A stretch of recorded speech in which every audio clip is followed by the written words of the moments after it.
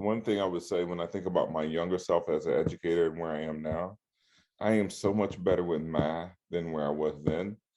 I knew I was good with relationship with families and communities and things of that nature, but I didn't think about the underlying mathematics as deeply as I do now, right?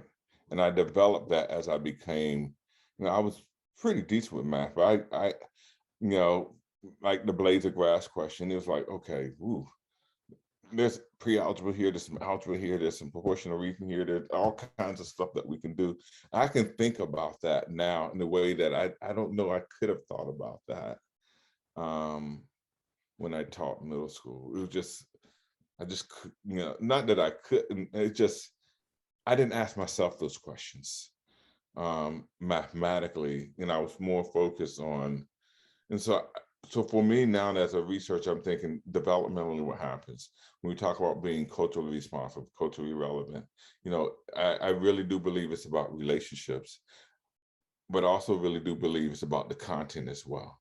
Mhm. And based on my own experience, I was like, okay, I got better with content as I began to dig deeper into the content, but also, that relationship building, I can begin to ask the question, then become the vulnerable, have the vulnerableness. And so I don't know which comes first, right? I don't know. When I'm trying to train people to become math teachers, I want you to do both. I don't know which one I need to focus on.